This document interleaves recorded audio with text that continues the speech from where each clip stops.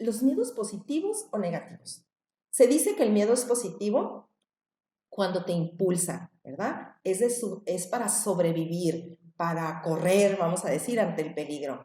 Pero ¿qué pasa? ¿Por qué le decimos que es negativo? Cuando nos va a paralizar, cuando nos va a llevar al aislamiento, cuando nos lleva a sentirnos, a retraernos de la vida misma, cuando nos empezamos a sentir cobardes, cuando entramos en un campo de obsesión, de culpabilidad. Y fíjense, todo esto tiene que ver con percepciones erróneas, con ideas erróneas, con creencias erróneas que nosotros usamos para crear situaciones. Eso sería otro punto muy interesante de revisar.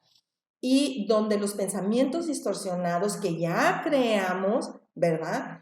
Fortalecen esa emoción del miedo que ya tenemos, nos retraemos, evitamos sobre todo, entramos en rumiación y bueno, en rumiación y nos aislamos en un alivio temporal, porque es un retraimiento a una cárcel que puedes vivir todo el tiempo ahí si no pones atención a lo que estamos diciendo ahí. O, como te decía hace rato, el miedo positivo que te impulsa a dar ese salto, ¿verdad? Para salir de la situación. Fíjense bien, vamos a entrar a la primera actividad. Esto es muy importante. Se te pide que durante unos minutos en silencio intentes vivir un poquito una situación en la que tú hayas sentido miedo. Si es posible, puedes escribirlo en una carpeta, en una libreta. Yo te recomiendo que tengas un cuaderno específicamente para ti para que lo puedas ir anotando. Es importante que lo identifiques. Cuando yo lo puedo identificar, entonces puedo resolver. De otra manera, no puedo hacer absolutamente nada, aunque diga que quiera. ¿Cuáles son tus miedos? ¿Reales o irreales? ¿Son experiencias propias o son de otros? ¿O lo leíste? ¿Lo viste? ¿A qué te estás alineando? ¿A qué miedo te estás alineando? ¿Cuáles son las reacciones? ¿Cuáles son tus sensaciones? ¿Cuáles son tus pensamientos acerca de esto? ¿Cuáles son esas consecuencias físicas en tu cuerpo que tú lo puedes percibir? Eso es algo muy importante. ¿Cuáles son esas sintomatologías? Y sobre todo, ¿cuál es el estado anímico? ¿Te sientes pesado? ¿Te sientes ligero? ¿Te sientes temeroso, enfadado, enfadada? Es muy importante que tú analices esto porque al momento de analizar tú lo puedes hacer consciente y nadie lo va a poder hacer por ti, créemelo. Es como una fotografía. Nadie puede ir a tomarse una fotografía por ti, tienes que ir tú a tomártela. Algunas manifestaciones o consecuencias del miedo. Creo que esto a ti te va a servir para más o menos que te vayas dando cuenta qué es lo que pasa. Tenemos en el área psicológica, el área física y el área social. Pero déjame decirte también que todo esto va junto, es un conjunto. Van haciendo interacciones, no va por separado jamás. La parte psicológica es que entramos en pasividad, entramos en paranoia, entramos en esa negación, en la cobardía, que te digo, me empiezo a percibir cobarde, entro en la victimización donde yo ya me definí que tengo miedo y que por lo tanto ya no puedo hacer las cosas, ya no puedo acceder, ya entramos en el no puedo. Y por otro lado está la impotencia, el enojo, la furia a qué? A los otros, pero la primera furia es a ti mismo o a ti misma.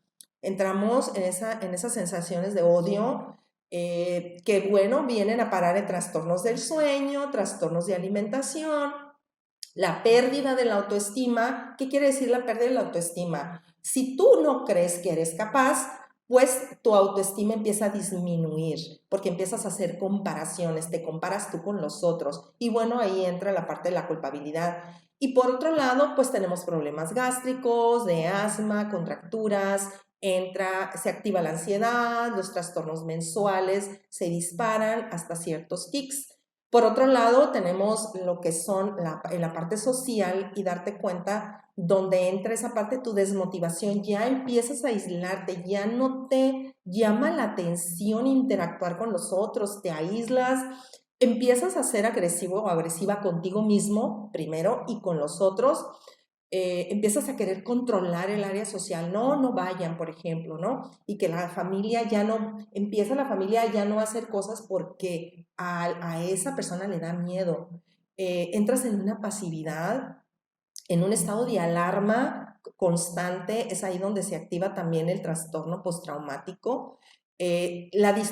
Distorsionas la realidad tremendamente y bueno, totalmente modificas todas tus relaciones contigo mismo, con los otros y con todo lo que está a tu alrededor, principalmente con la vida.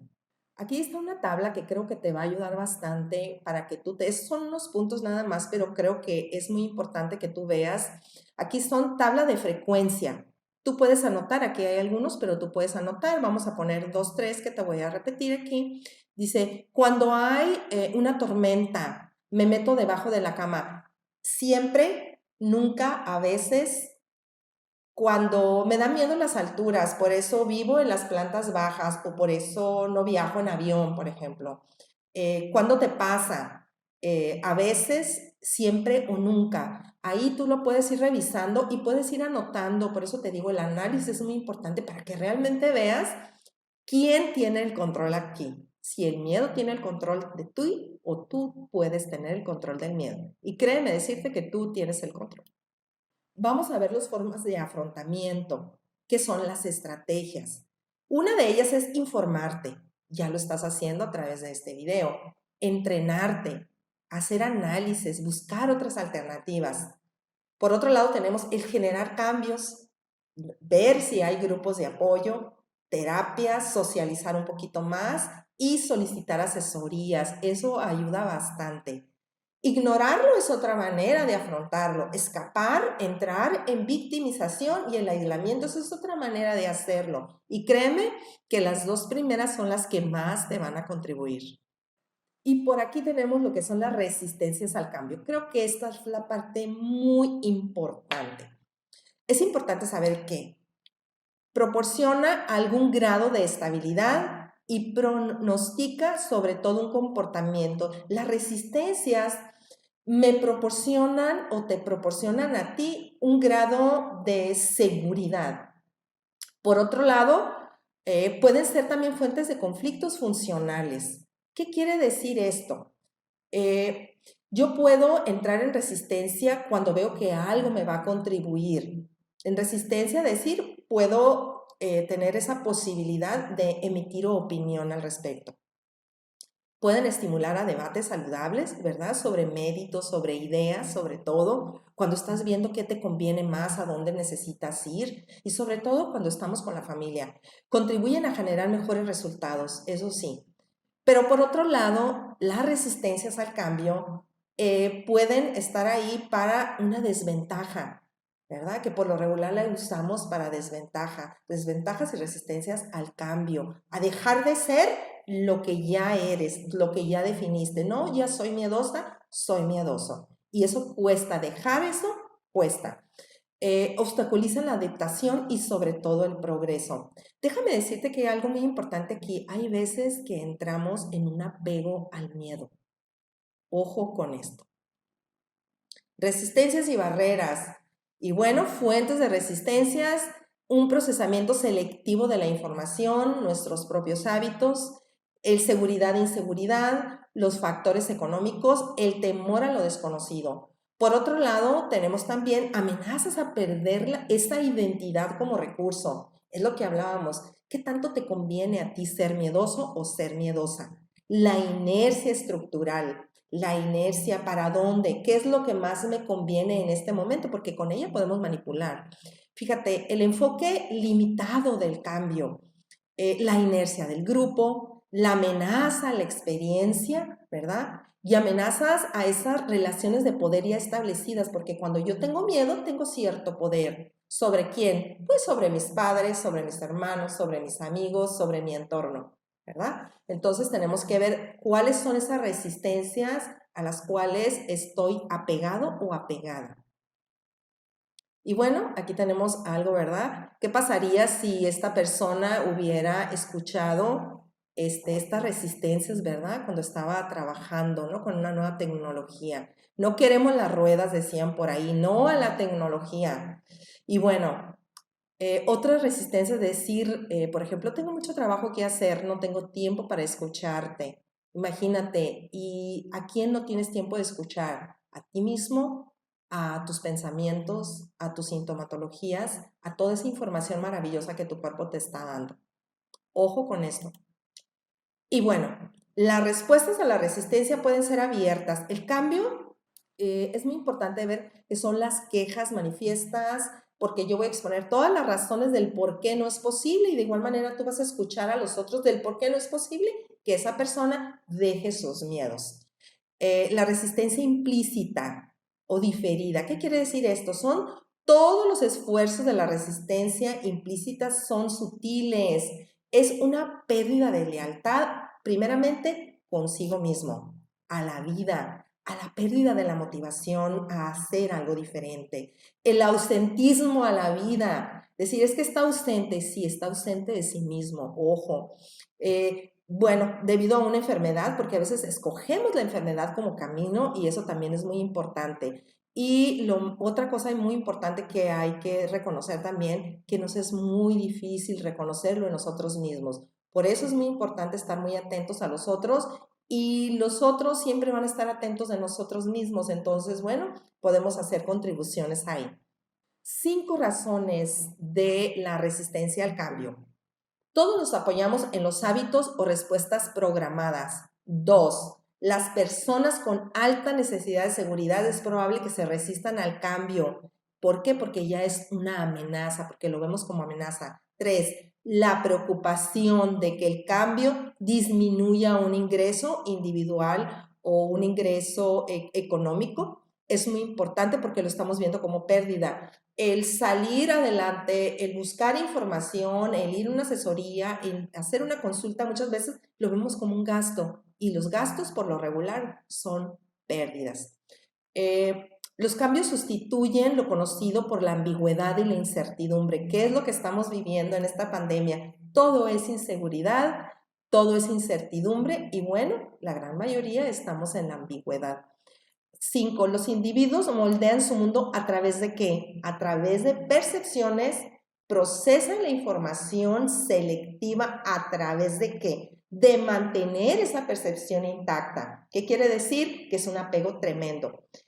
Escuchan lo que quieren escuchar, ignoran la información que amenaza el mundo que se ha creado a su alrededor. 3 puntos a considerar, ya para terminar.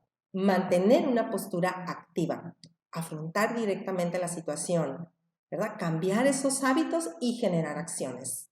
Número 2, abrir espacio para afrontar el miedo. ¿Qué quiere decir? Que está en tus manos. Reconocerlo, analizarlo, socializarlo con otros para hacerlo más consciente y liberarte también de esa imagen deteriorada que tú tienes de ti. Descomponerlos para revisar qué es lo que tú puedes hacer para afrontarlo. 3. Evitar posturas rígidas. Con frecuencia los miedos se niegan. No necesitas negarlos, simplemente necesitas reconocerlos y saber que tú tienes el control sobre ellos. A veces se requiere, a veces se oculta. ¿Para qué? Para no preocupar al resto de la familia. Y bueno, a veces hacemos como si no existieran, ¿verdad? Como que no pasa nada, simplemente me aíslo y asumo las consecuencias de ese aislamiento. Reflexiones finales. Valdría la pena generar un análisis de tu estado emocional específicamente sobre tus miedos. 2. Si esto es demasiado para ti y es intolerable, es bueno solicitar apoyo de un profesional que facilite tu proceso. 3. La información que se presenta aquí en este documento va a impactar solamente a un nivel. Está en ti ir al siguiente nivel, más específico, ¿verdad? Solicitar información y sobre todo poder accionar ante este cambio que estás queriendo realizar. Número 4. La transformación requiere acciones definitivamente y estos van a generar cambios, cambios que te contribuyan a ti, a los otros y a tu vida cotidiana. Número 5. Y siempre es buen momento para generar acciones encaminadas a esa transformación que requieres tú o que requieren los otros. Espero que esto haya sido de contribución.